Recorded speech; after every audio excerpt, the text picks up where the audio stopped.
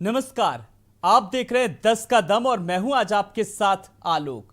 UP में झमाझम बारिश हो रही है, लेकिन महाराष्ट्र की राजनीति में सियासत पूरी तरीके से गरमाई है। पल पल राजनीतिक हालात किस तरीके से बदल रहे हैं। उद्धव ठाकरे के इस्तीफे के बाद एक तरफ बीजेपी खेमे की बात करे तो कहीं खुशियां बांटी जा रही हैं तो कहीं लड्डू बांटे जा रहे हैं। हर तरफ उत्साह का माहौल नजर आ रहा है। तो ये तस्वीरें भी देखिए, ये तस्वीरें उस वक्त की हैं जब उद्धव ठाकरे राज्यपाल को अपना इस्तीफा देने के लिए पहुंचे थे। तो फ्लोर टेस्ट से पहले मानी हार, उद्धव ठाकरे ने दिया इस्तीफा। अब कुर्सी का खेल, उद्धव सरकार फेल क्या?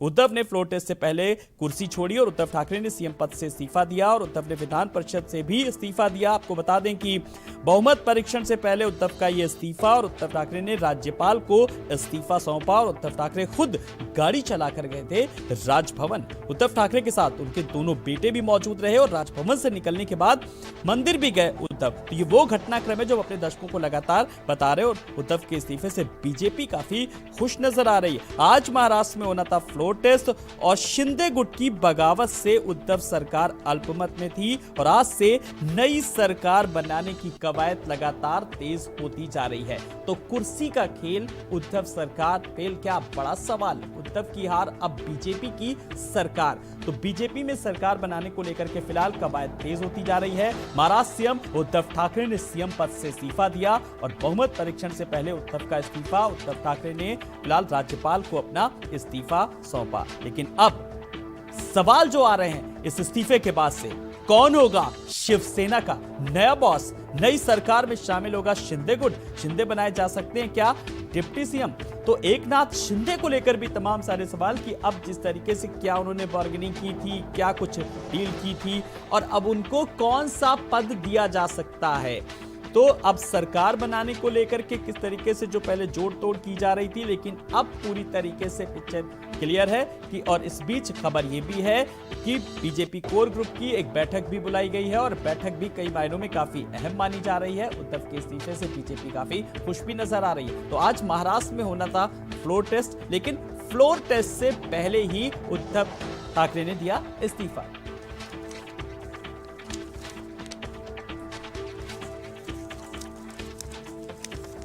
तो कौन होगा अब शिवसेना का बॉस? तो तमाम सारे सवाल हैं। तो नई सरकार बनाने की एक तरफ कवायद भी शुरू होती नजर आ रही है। जिस तरीके से आज 11 बजे कोर ग्रुप की अहम बैठक भी बुलाई गई है।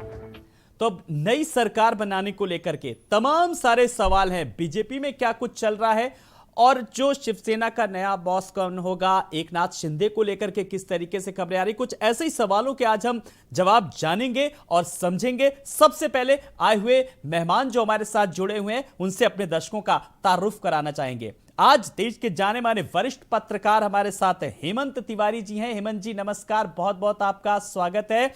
और बीजेपी नेता शबनम पांडे जी भी हमारे साथ हैं। शबनम जी नमस्कार, आपका भी बहुत बहुत स्वागत है। शबनम जी, उत्तर प्रदेश में बारिश झमाझम हो रही है, मौसम से जो है मिजाज पूरी तरीके से बदला हुआ है, लेकिन बारिश हो रही है, लेकिन महाराष्ट्र में सियासत गरमाई हुई है, क्या कहेंगी? देखिए, निश्चित तौर पे सियासत गरमाई हुई है, पर महाराष्ट्र में भी बारिश की ठंडक है, क्योंकि कहीं ना कहीं जिस बात से सियासत गरमाई थी उस बात का अंत हुआ और बारिश ने उसका स्वागत किया। आप देखिए, लगातार जब से शिवसेना गुट गुवाहाटी गई, उसके पहले से ही ट्विटर पे उन्होंने अपना जो कैबिनेट अपना मंत्री पद का था वो हटाया आदित्यनाथ ने और आदित्य ठाकरे ने, और साथ साथ शिवसेना के जो उद्धव जी थे वो अपने घर को शिफ्ट करते हैं। कहीं ना कहीं पहला कदम जो उनका है वो दिखाता है कि वो अपनी गलतियों को समझ रहे थे और बागी विधायकों को वो निश्चित तौर पे उनके तरफ को सही मानते थे।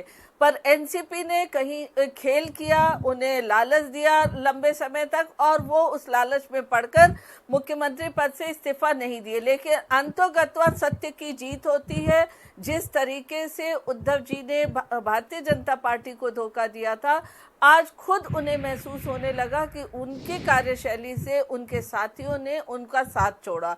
इसे मैं धोखा नहीं कहूंगी, क्योंकि अपनी परिवारवाद की पार्टी को बचाने के लिए अगर कोई संगठन के नेता बगावत करते हैं और सही रास्ते में विचारधारा से जुड़े रहने की बात के लिए बगावत करते हैं, तो निश्चित तौर पे ये पार्टी के हित में होता है, ना कि पार्टी का अहित लेकिन होना। जितना भी जो भी कुछ चल रहा था शबनम मैडम, जितना भी कुछ चल रहा था शिवसेना को लेकर के, फिलहाल आपने कहा घर खाली कराए, आप लोग तो अंदर अंदर खुशी हो रहे होंगे ना? देखिए, हम खुश हों या ना हो, हम एक बड़ी राजनीतिक दल थे, हमें उस पर नजर बना के रखना, उसके एक एक कदम को जानना हमारा राजनीतिक परिचय भी हुआ, राजनीतिक तौर पे पार्टी का सशक्तिकरण भी दिखाता है। लेकिन सबसे बड़ी बात है कि अगर विचारधारा से उतरकर आप किसी और विचारधारा के साथ जाते हैं, और जिस बात को चुनाव के दौरान मोदी जी के फोटो के साथ चुनाव जीता जाता है बीजेपी के साथ, और उसको चुनाव जीतते पलट देना किसी न किसी, लेकिन आज सबसे बड़ी बात निकल करके आ गई शबनम जी, आज सबसे बड़ी बात की आपने कहा हम सबसे बड़े राजनीतिक दल हैं, यानी कि सीधे तौर पर, साफ तौर पर समझा जा सकता है कि जब महाराष्ट्र जब इलेक्शन हुआ उसके बाद परिणाम आए, सबसे ज्यादा सीटें बीजेपी की आई, लेकिन सबसे ज्यादा सीटें होने के बावजूद भी बीजेपी अपोजिशन में बैठी सरकार नहीं बना पाई। ये कहीं ना कहीं टीस साफ तौर पर थी। चलिए, इस सवाल को मैं समझूंगा जरा पूरे इत्मीनान से, हमारे दर्शक भी समझेंगे, लेकिन मैं हेमंत सर के पास आऊंगा। हेमंत जी, महाराष्ट्र में अभी मेरा सवाल आपसे एक लेमैन के तौर पर मैं जरा समझूंगा, जो आज 10 का दम जो डिबेट देख रहे हैं हमारे दर्शक, महाराष्ट्र में जो भी कुछ घटनाक्रम रहा चल रहा है उद्धव ठाकरे को लेकर के, एकनाथ शिंदे ने नाराजगी, गुवाहाटी, गोवा, पूरा आप जरा हमारे दर्शकों को एक तरीके से समझाइए, जो जिन्होंने हमें ज्वाइन किया है सर, जरा किस नजरिए से आप देख रहे हैं हेमंत सर? पहले तो एक छोटे आर्काइव को चलूंगा। जिस दिन ये विवाद शुरू हुआ और एकनाथ शिंदे विधायकों के साथ सूरत पहुंचे, आपका चैनल था और इसी प्लेटफॉर्म पे मैंने ब्रजेश मिश्रा को जवाब दिया था कि श्रीमान जी देखते जाइए, लॉक कर लीजिए, जो बोल रहा हूं वही होने वाला है। वही हुआ। देवेंद्र फडणवीस मुख्यमंत्री बनेंगे, भाजपा के नेतृत्व में सरकार बनेगी, एकनाथ शिंदे डिप्टी सीएम या इक्विवेलेंट अहमियत के साथ अपने साथियों के साथ शामिल होंगे। ये सुनिश्चित था, इसमें कुछ नया नहीं। और सुनिए, ये नैसर्गिक भी था। नैसर्गिक क्यों था? शबनम पांडे की एक बात बहुत सही है, हालांकि मुझे लगता है कि भाजपा के जो भी प्रवक्ता या नेता कुछ नहीं बोल रहे हैं, प्रवक्ताओं को भी थोड़ा सावधानी से बोलना चाहिए, क्योंकि शिवसेना यानी समग्र शिवसेना, जिसका नेतृत्व अभी भी उद्धव ठाकरे कर रहे हैं, आदित्य ठाकरे साथ हैं, ये मान के चलिए, मेरा विचार है कि महाराष्ट्र की राजनीति की जरूरतों को देखते हुए ये आज नहीं तो कल फिर एक हो सकते हैं। फिलहाल उनका एक बड़ा हिस्सा सरकार में शामिल होने जा रहा है। देवेंद्र फडणवीस के घर में बैठक कभी 11 बजे शुरू हो जाएगी। क्या स्वरूप हो सरकार का, इस पर विचार होगा जी। शिंदे गुट के कितने लोगों को कैसे लिया जाए, इस पर विचार होगा। और उसके बाद फडणवीस दावा करेंगे सरकार बनाने का, राज्यपाल के पास जाकर के विधिवत तरीके से जी। उम्मीद करिए कि शपथ ग्रहण कल हो सकता है, कोई जल्दी नहीं, आज भी हो सकता है। लेकिन कई बातें ऐसी हैं जो इस पूरे घटनाक्रम को देखने के बाद मंथन के लिए विवश करती है। बिल्कुल बिल्कुल सर। देखिए, अभी शबनम ने एक अच्छी बात कही कि आप ट्रैक जब बदलते हैं, शिवसेना के अस्तित्व काल के बाद से ही उसका एक बहुत स्पष्ट लाइन रही है कट्टर हिंदुत्व की। कट्टर हिंदुत्व की लाइन पर चलते हुए शिवसेना ने कितनी बार सरकार बनाई, उसके मुख्यमंत्री रहे, भारतीय जनता पार्टी का साथ रहा, लेकिन ट्रैक नहीं बदला उन्होंने। इस बार जो हमेशा ठाकरे परिवार, जिसका रिहाइश मातोश्री है, मातोश्री पहले किंग मेकर हुआ करता था, यानी उनका कोई सिपाही, कोई शिव सैनिक, साधारण से लेकर बड़ा तक, जिसको जिस पद पर चाहे बैठाते थे, जिसको चाहे मुख्यमंत्री बनाते थे, खुद परिवार का कोई सदस्य सक्रिय रूप से सरकार में या सत्ता में शामिल नहीं होता। तो मुझे लगता है कि इस बार पता नहीं किंग मेकर जो थे उनको किंग बनने की जो जरूरत पड़ी, तो किंग बनने की जरूरत में आप कांग्रेस और एनसीपी के साथ आ गए। कांग्रेस एनसीपी पर यही पार्टी, खुद शिवसेना, वर्षों तक मुस्लिम तुष्टीकरण का आरोप लगाती रही है, तो ये थोड़ा बेमेल हो गया। दूसरी बात, मैंने नैसर्गिक शब्द क्यों कहा? जब आप चुनाव में जाते हैं, आप जनता के सामने तमाम वादे करते हैं। आप चुनाव में गए, भारतीय जनता पार्टी के साथ गए, उन्होंने आपके लिए सहूलियत की सीटें छोड़ी, आपने सहूलियत के हिसाब से उनको सीटें दी। मतलब आप दोनों मिल करके जनता के पास इसलिए गए कि हमको सरकार बनाने का मौका दीजिए, हम दोनों साथ हैं, विचारधारा से, लक्ष्य से, घोषणा से और परफॉर्मेंस से। लेकिन मौका देख आप किनारे हो लिए। ये किनारे होना और 2.5 साल की सरकार चलाना, मुझे लगता है इस अवधि ने और इस एक्शन ने शिवसेना का इतिहास ही बिगाड़ के रख दिया। जिस शिवसेना को मुंबई और महाराष्ट्र की सबसे बड़ी ताकत कहा जाता रहा है पिछले कई दशकों से, स्वर्गीय बाला साहब ठाकरे की उनके उद्भव काल से लेकर के और फिर उद्धव को लीड करने के समय तक, अभी 15 दिन पहले तक, आज वहां शिवसेना की जो दुर्गति हो रही है, ये निश्चित रूप से इस 2.5 साल के कार्यकाल के कारण है। और आप देखिएगा, उद्धव भी जानते हैं, शिवसेना भी जानती है कि हिंदुत्व की लाइन छोड़ेंगे तो रह नहीं पाएंगे, अस्तित्व खत्म हो जाएगा। इसीलिए आपने देखा होगा कल अपनी आखिरी कैबिनेट की बैठक में उन्होंने जो 2 औरंगाबाद और उस्मानाबाद के जो नाम बदले हैं, वो हिंदू छत्रपों के नाम पर उन्होंने रखे हैं। तो हिंदुत्व फिर जगाया उन्होंने जी। लेकिन बिल्कुल हेमंत जी, जिस तरीके से मैं आपसे और भी सवालों का जवाब लूंगा कि जिस हिंदुत्व को लेकर के लगातार सवाल उठते रहे हैं, हिंदुत्व विचारधारा को लेकर के, लेकिन अपनों को ही रोक नहीं पाए और अपनी ही पार्टी में किस तरीके से जो अलग थलग कुछ हुए विधायक, इस पर भी हम जवाब लेंगे। लेकिन शबनम जी, जरा मैं आपके पास आऊंगा। अब मैं थोड़ा आगे की भी बात कर लूं। अभी तक तो हम बैक की बात कर रहे थे, कोर ग्रुप की बैठक होनी है। अब बात यह है कि उप मुख्यमंत्री को लेकर के, पद को लेकर के, बहुत सारी चीजों को लेकर के मंथन चल रहा है, किससे क्या कुछ डील हुई है, डील कहें या यूं कहें कि समझौता हुआ है, या इतने सारे विधायक अब आपके खेमे में आ रहे हैं तो कुछ तो बात हुई होगी। जरा सा बताइए हमारे दर्शकों को भी अंदर खाने में चल क्या रहा है। आलोक जी, देखिए, अगर डील की बात की जाए तो डील हमेशा उद्धव ठाकरे जी ने शिंदे ग्रुप को दिया था कि आप चाहो तो मुख्यमंत्री बन जाओ। अगर संजय राउत जी के भी बयानों को देखें तो उसमें भी डील की बात की गई थी, पर भारतीय जनता पार्टी ने कोई भी डील नहीं की, क्योंकि अंतरकलह शिवसेना में थी।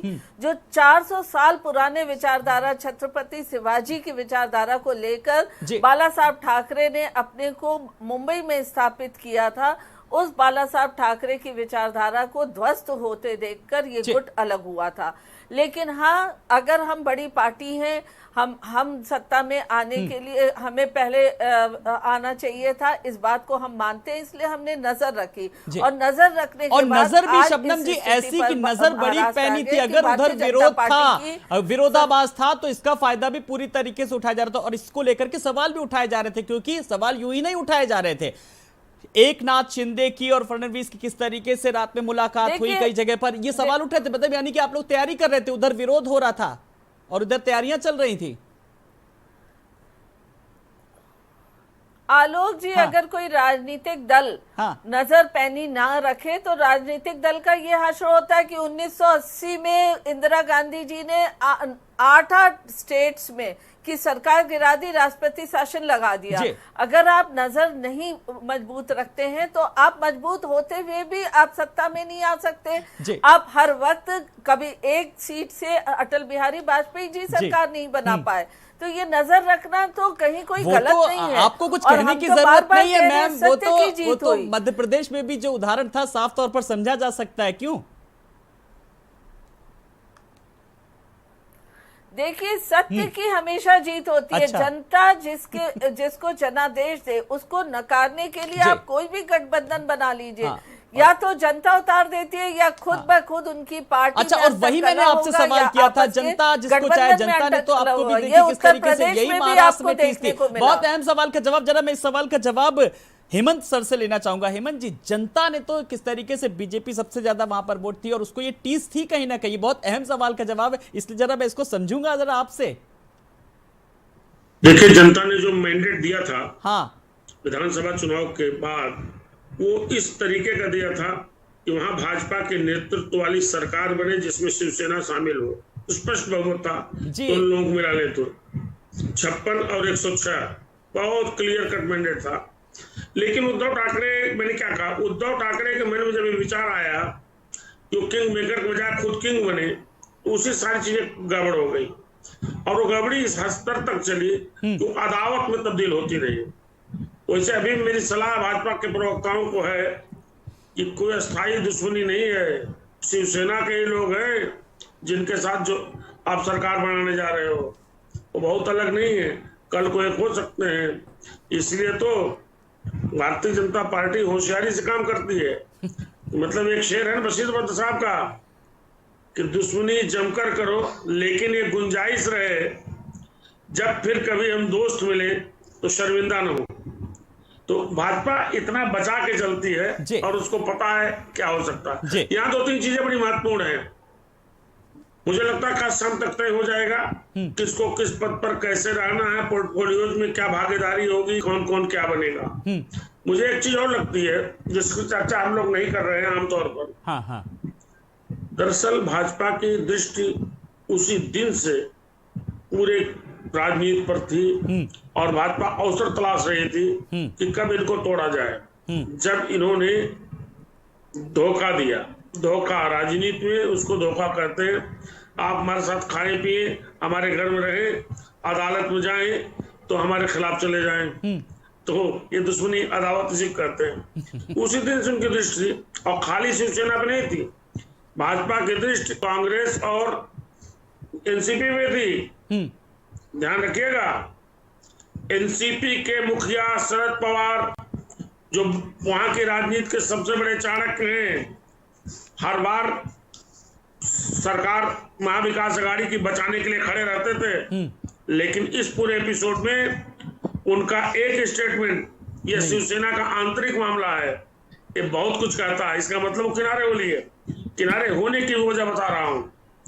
उनके सगे भतीजे अजीत पवार, जिन्होंने एकदम भोर होते ही फडणवीस के साथ शपथ ली थी, याद करिएगा, डिप्टी सीएम की, और उसके बाद शाम को लौट आए थे वापस, वे उम्मीदन उनकी मुख्य सहमति भाजपा के समर्थन की है। तो एनसीपी में भी दो फाड़ की गुंजाइश आप आने वाले दिनों में देख सकते हैं। कांग्रेस वहां विखंडित है, कांग्रेस में भी टूटन हो सकती है। कांग्रेस तो पहले विचारधारा को लेकर के पहले से ही किस तरीके से विरोध सामने आ रहा था। हेमंत जी, आपने जिसे अवसर कहा और जब हमने बीजेपी की प्रवक्ता शबनम जी से कहा, उन्होंने कहा ये तो सत्य की जीत है। अब ये इस सवाल के जवाब जरा मैं आपसे चाहूंगा, फिर मैं शबनम मैम के पास आऊंगा। देखिए, सियासत में सच सियासतदान के अंदाज से बनता बिगड़ता है। वे जो सोचते हैं वही सच है, जो उनको पसंद नहीं, उनके लिए मुफीद नहीं, वो सच नहीं है। लेकिन ईमानदारी की बात है कि महाराष्ट्र की जनता ने जो वाकई मैंडेट दिया था, जो सच था, वो सच यही था कि वहां भाजपा और शिवसेना मिलके सरकार बनाए। अब भाजपा और शिवसेना सरकार बनाए तो इनकी आपसी सहमत पे कौन मुख्यमंत्री होगा, कौन डिप्टी सीएम होगा। लेकिन शिवसेना के नेतृत्व के मस्तिष्क में जब ये बात आ गई कि उसको लीड करना है, मतलब उद्धव को मुख्यमंत्री बनना है, उसी दिन यह सच विखंडित हो गया और एक झूठ की राजनीति वहां शुरू हो गई, जिसका पटाक्षेप कल शाम को हुआ। और आने वाले 24 घंटे के भीतर आप देखेंगे, आज शाम को शपथ हो जाए या कल शपथ हो जाए, एकदम पटाक्षेप अंतिम रूप से हो जाएगा। लेकिन जो मैं कह रहा हूं, एक बड़ी जरूरी बात सुनिएगा। हाँ। जो सबसे महत्वपूर्ण बात है, खाली सरकार बनने में 2.5 साल तो सरकार चलाएंगे, लेकिन 2.5 साल ये जो आने वाले हैं, ये कांग्रेस और एनसीपी को खुद को बचाए रखने के लिए बहुत सावधान रहने के साल होंगे। क्योंकि आप जानिएगा, और एक चीज और समझ लीजिएगा, बड़ी चीज जिस पे लोग सोच नहीं रहे हैं, ये जो साहब इतने विधायक 39 आए हैं, जिनमें कई मंत्री हैं, इनको भी पता है कि अगर हम अपने वर्कर्स यानी अपने शिव सैनिकों का, अपने जिला प्रमुखों का साथ नहीं मिला तो दोबारा फिर इस हाउस में आना बहुत मुश्किल होगा। बिल्कुल तो जाहिर सी बात है। इन, हाँ बिल्कुल, क्योंकि जो 39 विधायक हैं उनकी भी कुछ अपनी डील तो नहीं कहूंगा मैं यहाँ पे, अपनी उनकी भी महत्वाकांक्षाएं होंगी, उन्हें भी कहीं ना कहीं पद का एक लोभ होगा। मैं शबनम जी के पास आ रहा हूं। शबनम जी, मेरे एक सवाल का जवाब दीजिएगा। जिस अवसर को लेकर के कहा कि आप लोगों को भी इस अवसर की तलाश थी, हालांकि भले ही आप इसे सत्य की जीत का नाम दे, और अभी भी क्या कुछ आने वाले समय में संभावनाएं बन रही हैं कुछ? देखिए आलोक जी, सबसे पहले तो मैं हेमंत जी जो वरिष्ठ पत्रकार हैं उनकी बात को कहना चाहती हूँ कि उन्होंने कहा कि जो विधायक मंत्री बने थे उन्हें अपने संगठन के लोगों के लिए भी काम करना होगा, और यही सबसे अहम मुद्दा इस प्रकरण में रहा है कि कहीं ना कहीं एनसीपी और कांग्रेस, एनसीपी खासकर ये जानती है कि महाराष्ट्र में अगर उनकी टक्कर लंबे समय से है तो शिवसेना के साथ है, क्योंकि उनको पता है शिवसेना के जो संगठन के लोग हैं वो बहुत मजबूती से धरातल को पकड़े हुए हैं। शिवसेना ने धीरे धीरे स्लो पॉइजन देते हुए कहीं ना कहीं ये जो स्थिति आज आई है वो एनसीपी ने शिवसेना को स्लो पॉइजन देके करा है। हर एक जो उनकी पॉलिसीज होती थी, हर एक जो निर्णय होते थे, डिसीजन होते थे, उसको कहीं ना कहीं शिवसेना के विचारधारा से दूर करने का डिसीजन देने का कार्य उद्धव ठाकरे से कराया और शिवसेना को तोड़ने का काम किया। क्योंकि शिवसैनिक आज भी कहते हैं कि हम सब एक हैं, आज भी उन्हें इस बात का दुख है कि उद्धव ठाकरे जी ने इस्तीफा दिया है। तो विचारधारा की ये लड़ाई थी और इस विचारधारा की लड़ाई के लिए बगावत हुई थी, ना कि संगठन को तोड़ने के लिए। लेकिन अच्छा शबनम मैम, एक बात बताइए, बड़ी अच्छी आप लोग मॉनिटरिंग कर रहे थे कि एनसीपी में क्या चल रहा था, कांग्रेस में क्या चल रहा था, कौन किसको स्लो पॉइजन की तरह, यानी कि पल पल की मॉनिटरिंग हो रही थी। देखिए, ये मॉनिटरिंग जनता भी करती है। ऐसा नहीं है कि जनता जिस शिवसेना के साथ पली बड़ी हुई है, वो जनता आज देखती है सत्ता में आने के बाद जो उनके डिसीजंस होते हैं, चाहे हनुमान चालीसा ना पढ़ने के लिए हनुमान चालीसा पढ़ने वाले को जेल दे देना हो, या अजान के मुद्दे पे जो इनका प्रकरण रहा, पालघर का, तमाम ऐसे प्रकरण सामने आ जाएंगे जिससे पता चलेगा कि उद्धव ठाकरे की छवि को एनसीपी खराब कर रही थी शिवसेना की, और वो छवि तभी खराब हो सकती थी जब वो अपने विचारधारा से सत्ता में आने के बाद हटते दिखेंगे।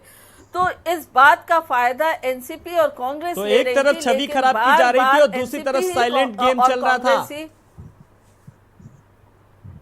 और साइलेंट गेम सक्सेस हुआ। हमने कोई गेम नहीं खेला है, हम आज मॉनिटरिंग की है, बस खाली वॉच किया है, बस खाली क्या चल रहा है। कोई दूर देखिए, किसी के घर में अंतर कला होता तो पड़ोसी को दोष नहीं देते हैं। अच्छा। अंतर कला घर के किसी मसले से होता है, तो वही बात है। अगर शिवसेना में अंतर कला है तो आप भाजपा को कैसे दोष दे सकते हैं? भाजपा को मैं दोष कहां दे रहा हूं, मैं तो बस ये कह रहा हूं कि अंतर कलह थी, उस अंतर कलह का आप लोगों को रिजल्ट भी पता था, कंक्लूजन भी पता था कि क्या होगा, इसीलिए तो मेल मुलाकातों का सिलसिला भी शुरू हो गया था। मैं तो बस यही कह रहा हूं कि इधर झगड़ा हुआ, उधर तैयारियां शुरू हो गई नई सरकार को लेकर के। इतना ही तो आपको मानना है कि हाँ मैं तैयार थी, बस इतना ही तो कहना है, मैं तो कुछ कह नहीं रहा हूं। एनसीपी और कांग्रेस की भी होती रही इस दौरान में,